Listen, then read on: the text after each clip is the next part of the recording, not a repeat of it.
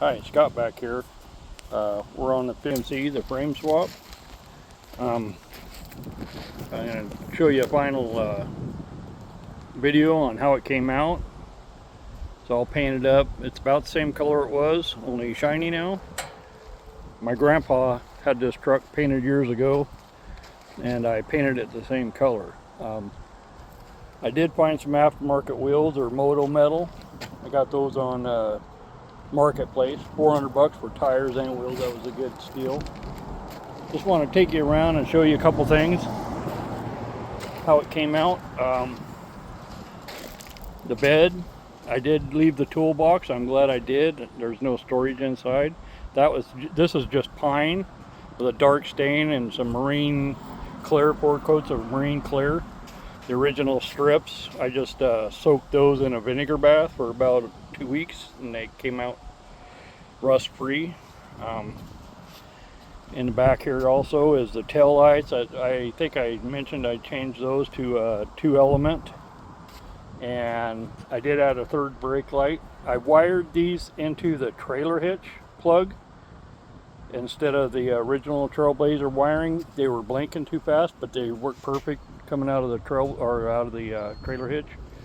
You can see my gas here, where you fill it up. No problems filling it up. You have to turn the nozzle a little sideways, otherwise it clicks off, but it's pretty good other than that. I went with a rear slider. Now on the front end, I had trouble with the gaps, and I finally gave up and got them as good as I could. These old trucks are really tough. You can spend a lot of time on them. The grill's all the same one.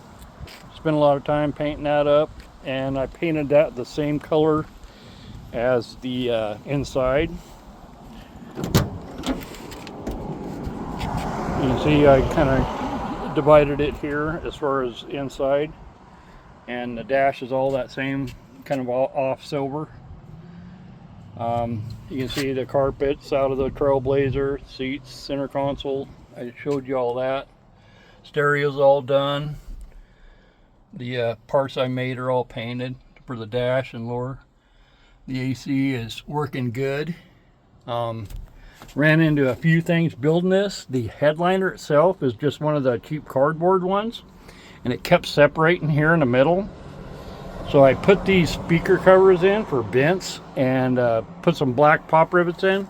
I think what was going on, it was cold in the morning. By the time I came out at lunchtime, they were separated. So I got tired of that, and that was my fix, instead of buying a one piece, I guess. Now the doors, I did buy precision weather strips, but my doors wouldn't even shut, so I had to take them off. These are just D-shaped off eBay or Amazon, and they're hollow on the inside, and they seem to work a lot better. I do have a little bit of wind noise, but on these old trucks you're gonna have something. Also, I had trouble with the hood popping open when I went over bumps, so what I did was I changed the hood latch, and you can see this is a hood latch and cable out of a square body. And you can see I put it in here. I ain't quite finished. I got to do a little finish work around it, but it's real simple. I just had to trim just a little bit, and this is just a piece of angle iron cut and notched with the latch bolted to it, and the cable running back inside and up here. This is a striker out of a rear door out of just a car, and this is a spring off a S10, and I made this plate. Works really well. You can see the finish. I just went with the black under the hood and a black firewall. I showed you all the aftermarket stuff. There was a couple of things that I went back and watched my videos. There was a couple things about the hoses up here. I had to switch out the upper hose on that side. I think what I did was I went to the junkyard with a sample and found something that was the angles I needed. I believe it was a 2004 Chevy Camry, but I can't remember. And then I had to shorten the AC line up here by about 1 inch or 2, and It's the one that comes right into the condenser right there. And I had to shorten that a little bit. I'll show you what I did on those. On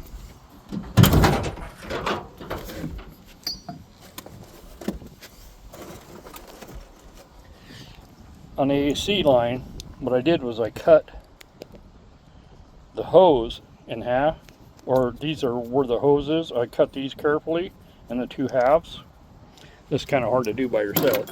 And then I got these hose clamps off eBay, and I put those on like that.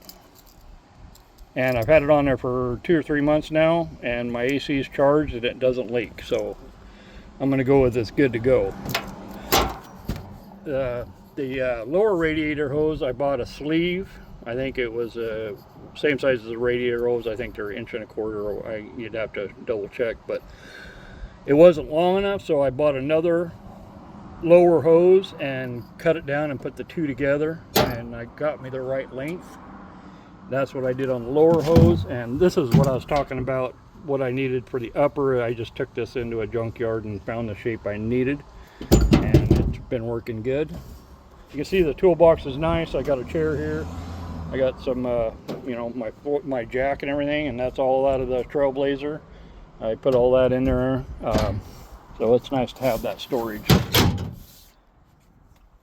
There's not much more than that. I did single stage this. I think I said that already, but you see it came out pretty good. I didn't even cut and rub this one. Believe it or not, I sprayed this with a Sharp 75 paint gun that I bought in 1984. It works really well for single stage. Anyway, you can see the hood shuts nice. It doesn't pop open no more. Other than that, pretty straightforward. It's a Trailblazer. Fires right up. It's about 90 degrees out here today. AC's on. Nice and chill in here. I'll tell you, there's nothing like having AC in an old car. You can see I painted the instrument cluster that's blue. It matches the outside. You can see my AC and the recirculating is all done. The glove box is nice. I bought new trim panels. So I did wind up spending about $1,200 on glass and weather strip and just headliner and visors and everything. It runs good. It gets good gas mileage for an old pickup. The stereo is modern, so it can hook up to your phone, and of course your Bluetooth. All the gauges all work. You can see I'm up to temperature. These things run about 200 degrees. One thing I would do if I had to change it again is these light switches on these are daytime running lights, and if you don't click this on off, your headlights stay on, and that is the sensor, and for some reason it doesn't get enough light to shut off. So if you're going to do one of these, I guess you can put a resistor in that, and it tells the headlights that they're it's daylight, and you don't have to have that on. So I would do a delete on that, and I might get around to doing that one of these days. I'm still just kind of ironing out the little things that I found wrong with it. Anyway, I'll take you for a little ride and see how nice it is. I'm going to roll the window up because it's hot and I like the AC. So anyway, we're going to go down the road here. You can see how nice this is, nice and quiet. And I mean, it doesn't have the V8 sound. Yeah, you could find an Envoy or something with a V8, that'd be kind of nice. They were too expensive for what I wanted to spend on this build. I think I'm in this truck about $5,000 with paint, the donor vehicle, and then all the parts I bought. You can see I'm running up to 50 miles an hour. Yeah, 60, 70. Speed limit's only 50 through here, so I can't go too fast. I don't want to get a ticket or nothing. But you can see it drives just nice and straight. Don't get me wrong, I'm not a fan of how Trailblazers look, and you know, they're not the coolest rig, but this little 4.2 inline 6 is plenty of power for this truck. I mean, look at this right here. Boom. Watch the acceleration. You know,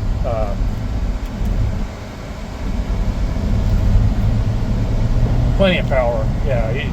I mean, if you want to drag race it, and you want to, you know, if you want 450 horsepower, this isn't what you want. This build here was intended to you know, so I didn't have to refinance my house. I just wanted a nice truck to drive back and forth to work, and you know, drive to cruise nights or whatever else. So it really it's really working out for me. I've had it on the road now for a couple of months, and you can see I'm running up to 60 miles an hour here, no problem. Hell, I can take my hands off the steering wheel even. You know, this is 4-way disc brakes. It stops nice. You know, the all-wheel drive works well. Yeah, I know my camera work ain't very good. I'm just kind of down here in the neighborhood taking a little cruise so I can show you, you know, kind of the finished product and how it drives. You know, so you know, this isn't a build that you're going to take to Barrett-Jackson by any means, but for a guy that doesn't want to refinance his house or doesn't have $50,000 to put into a truck, you know, this worked out well. So, you know, I don't know if you call this a rust-a-mod or a restoration or a frame swap. It's a little bit of all three, I think. So anyway, that's about all I got on this video. I'm gonna wrap it up here. I got a C10 at home now I'm doing next. Anyway, good luck with your builds.